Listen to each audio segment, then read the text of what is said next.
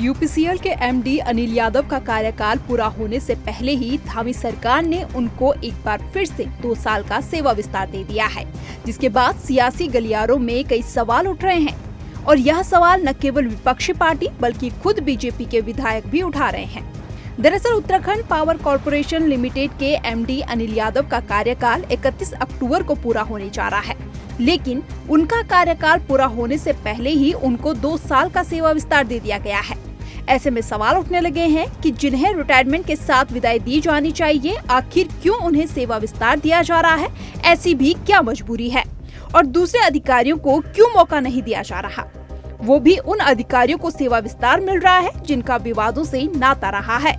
UPCL के MD Anil Yadav पर उत्तराखंड बेरोजगार संघ समेत कई लोगों ने करोड़ों के भ्रष्टाचार के गंभीर आरोप लगाए हैं। बेरोजगार संघ के अध्यक्ष बॉबी पवार ने कुछ दिन पहले ही अनिल यादव पर आय से अधिक संपत्ति का आरोप लगाते हुए जांच की मांग की थी।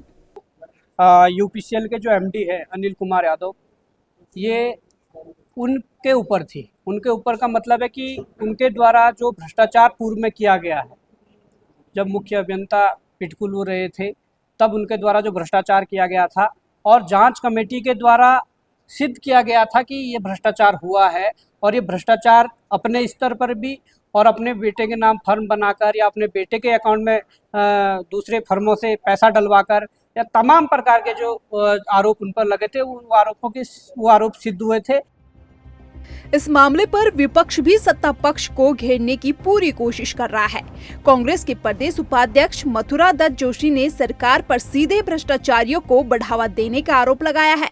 यूपीसीएल में तो गजब ही हो गया, भ्रष्टाचार की सारी सीमाएं टूट गई हैं। वहाँ के जो अनिल यादव हैं, जो एमडी हैं, उनके ऊपर तो तमाम गंभीर आरोप लगे हैं और पता नहीं मुख्यमंत्री जी ने किस संबंध में, किस लिए, क्या सोचकर उनको एक्सटेंशन देने का काम किया है।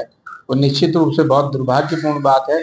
इससे उत्तराखंड को कलंकित करने वाला काम हो रहा है और ऐसे भ्रष्ट अधिकारियों को एक्सटेंशन देकर, सेवा विस्तार देकर सरकार भ्रष्टाचारियों को पल्लवित और पोषित करने का काम कर रही है।